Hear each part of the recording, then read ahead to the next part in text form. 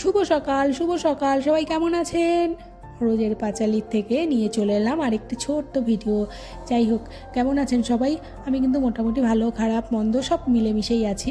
আর এই ফুলগুলো দেখলে তো অবশ্যই মন ভালো হয়ে যায়, তাই মাঝে মাঝে এসে টুকটুক করে একটু একটু করে দেখে যাই।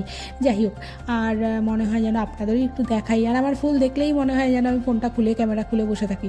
যাই হোক, আর এই ছোটো ছোটো করে রান্না বান্না শুরু করলাম। এই শীতকাল তো, তাই পাঁচ মিশালো ভাজা, তারপর আলু ভাজা, পটল ভাজা, বেগুন ভাজা, পেঁপে সেদ্ধ, আলু সেদ্ধ, ডাল, এই ধরনের না গরম গরম খেতে দারুণ লাগে। জানি না আপনাদের কি ভালো লাগে এরকম শীতের খাবার খেতে। যাই হোক, আমার ভীষণ ভালো লাগে। আর আজকে ভীষণ চটপট করে রান্নাগুলো করেছি, কারণ আজকে একটুখানি একটা নার্সিংহোমে যাব। আমার এক কাকিমা কিছুদিন আগে একটা অপারেশন হয়েছিলেন, ওনাকে আজকে রিলিভ করে দিচ্ছে। আর এই জন্য একটুখানি যাব, কারণ মাইক্রো হয়েছিল তো তো 2 দিন কি 2.5 দিনের বেশি রাখে না। গতকালকে তো যাওয়া হয়নি, তাই ভাবলাম চলেই যখন যাচ্ছে। আর আমি না সত্যি বলতে ওদের বাড়িতে অনেক দিন যেতে পারছি না, গৌরাঙ্গ সূত্রটা বন্ধ তো, আমি কিচ্ছু করতে পারছি না, মানে কিছুই করতে পারছি না। আজকে বৌদি আসবে অবশ্যই। এ হচ্ছে আমার বন্ধুর মা, আর কিছুদিন আগেই ওনার অপারেশন হয়েছে। ভাবলাম যাই তাহলে একটু দেখা করে আসি, চলেই যখন যাবে। আর এই জন্য পটাপট রান্নাবান্না করে একটু তাড়াহুড়ো করেই বেরোবো আর কি। এবার এখন যদি দেখা না করি না, এরপর আবার দেখা করতে কতদিন লেগে যাবে, কারণ ডিসেম্বর মাসটা পুরোটুকু গৌরাঙ্গ সেতু বন্ধ, একটা মাস হয়তো দেখতেই পারবো না। একটু মনটাও খারাপ লাগছিল, তাই বেরিয়ে পড়লাম। ছেলে ওখান থেকে পরে আসবে, কম্পিউটার আছে, কম্পিউটার হয়ে ছেলে পরে আসবে। আর এখান থেকে যাব মানে ভেবেছিলাম বাসে যাব, তারপর এলাম থাক টোটোতে যাই, তাড়াতাড়ি হয়ে যাবে। আর আজকে আকাশটা পুরো মেঘলা, জানি না, মনে হচ্ছে যেন এক্ষুনি ঝুপ করে বৃষ্টি নামবে। যাই হোক, তাড়াহুড়ো করে বেরোলাম। আর রাস্তার অবস্থা দেখেছেন কেমন মেঘলা মেঘলা আকাশ, রোদ টোদ কিচ্ছু নেই, মানে কিচ্ছু নেই। তবে এই শীতকালে না বৃষ্টি হলে বেশ ভালো লাগে না ব্যাপারটা। একে শীত তারপর বৃষ্টি, কিন্তু শীতকালের যে রোদটা আসে সেটাই যেন বেশি মজা। এইবার যাই হোক, আমি টোটো নিয়েছি, টোটো দিয়ে এবার আমাকে যেতে হবে রেলগেটে। রেলগেটে গিয়েই দেখছি এরকম একটা পালকি, আর এই পালকিটা দেখেছি কি ভালো লাগলো। আমার মনে অনেক দুঃখ আছে, যেমন আমার বিয়ের সময় ব্রাইডাল ছিল না, এরকম পালকির ব্যবস্থা ছিল না। যাই হোক, কী আর করা যাবে, ওখান থেকে আমি আরেকটা টোটো নিয়েছিলাম, কারণ ওই যে দেখতে পাচ্ছেন পালকিটা আমার আগে আগে যাচ্ছে, আর আমার পালকিটা দেখেই ভালো লেগে গেছে। আর এই হচ্ছে নার্সিংহোম। এই নার্সিংহোমে এলাম, এসে আমি নিচের থেকে প্রিয়াঙ্কাকে ফোন করলাম। প্রিয়াঙ্কা ওপর থেকে নেমে আসলো। নেমে আসার পরে তারপরে কাকিমার কাছে গেলাম। গিয়ে কাকিমা সুস্থই আছে, আসলে একটু বয়স হয়েছে তো, তাই হয়তো উনি একটু ঘাবড়ে গেছেন। যাই হোক, ওনাকে যতটুকু সম্ভব বোঝানো হলো। আর সত্যি বলতে আগেকার দিনের মানুষরা না এতটা অপারেশন ডাক্তার এইসবের মধ্যে ছিল না তো, বা থাকেননি কোনো দিন, একটু ভয় পায়। আমরা যেমন এই বিষয়টা কোনো ব্যাপারই না। আর এই কাকিমা, এবার বিষয় হচ্ছে কাকিমার ছেলে যদি দেখতে পারে ভিডিওটা, বলবে তুই আমার মায়ের ছবি এইভাবে ভিডিও করেছিস।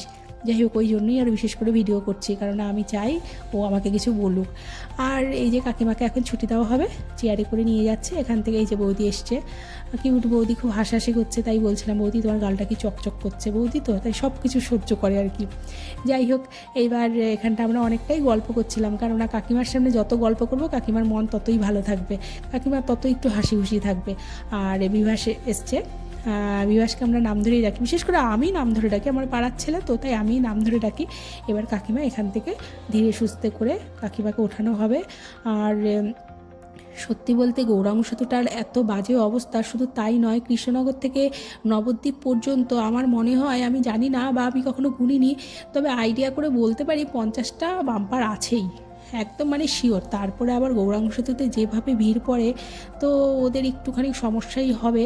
আবার গাড়ি নিয়ে এসছে, সেবিককে বলাও হয়েছে, বিপাশের ওদিকটা অনেকটাই চেন আছে, দেখা যাক সেটা কি হয়। আর এই গল্প করছি। যাই হোক, তারপরে এখানটা আমার ছেলে চলে এসেছিলো কিছুক্ষণ আগেই, আর ও আর আমি বেরোবো। আর প্রিয়াঙ্কা নিজের স্কুটি নিয়ে এসেছিলো বলে ও আর গাড়িতে যাবে না, বৌদি গাড়িতে করে নিয়ে যাচ্ছে। আর এই ওরা বেরিয়ে গেল ধীরে সুস্থে। ওই গাড়িটা দেখা যাচ্ছে, একটু দেখাও তো হলো। আর এই সেই নার্সিংহোম। যাই হোক, এবারে প্রিয়াঙ্কার মতো যাবে, আমরা আবার একটু দাঁড়ালাম, কিছু ওষুধ নেওয়ার বাকি ছিল। তারপরে বোঝালাম কাকিমাকে, কাকিমা আশা করি বুঝেছে ভীষণ পরিমাণে। আর খুব হাসি মজা করতে করতেই আমরা সময়টা কাটালাম, কারণ কিছু করার নেই, মনটা ভালো রাখতে হবে এই মুহূর্তে। কারণ গত 4-5 মাস আগে, 5 মাস না হলেও কিছুদিন আগে আমারও এরকম একটা অবস্থা ছিল। এইবার আমরা এই বেরোলাম, আর প্রিয়াঙ্কা ওই যে স্কুটি নিয়ে চলে গেল। আর এবার ও বেরিয়ে গেল আর আমরা এখান থেকে যাব রেলগেটেতে সুনীতিতে যাব, কারণ আমার বর আবার কিছু জিনিস নিতে দিয়েছে। ও আমার ছেলেকেই বলে রেখেছিল যে তুই এগুলো আসার সময় নিবি, তা ও জানতো না যে আমি আজকে এখানে চলে আসব। যাই হোক, আমরা এবার সুনীতিতে যাব।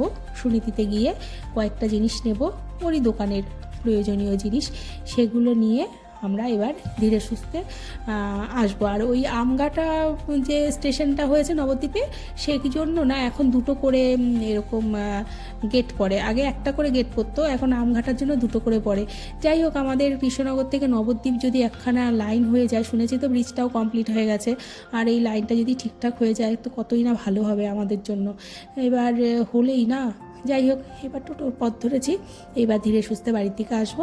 আর আজকের এই ছোট্ট ভিডিওটি কেমন লাগলো জানাবেন। যদি ভালো লেগে থাকে অবশ্যই একটি লাইক করবেন, সাবস্ক্রাইব করবেন, আর একটি কমেন্টও করে যাবেন, না হলে আমি বুঝবো কী করে কে কোথা থেকে কীভাবে দেখছেন। আমি তো কৃষ্ণনগর থেকে। যাই হোক, যদি ভালো লাগে আবারও বলছি একটু লাইক কমেন্ট শেয়ার করবেন, প্লিজ প্লিজ প্লিজ। আর খুব শিগগিরই দেখা হবে আর একটি ছোট্ট নতুন ভিডিওতে। ততক্ষণ সবাই ভালো থাকবেন, সুস্থ থাকবেন, আর আমার ভিডিওটা অবশ্যই দেখবেন। শুভরাত্রি। আর এই রাস্তায় আছি, এবার ধীরে সুস্থে বাড়ির দিকে গেলাম। আজকের মতন টাটা।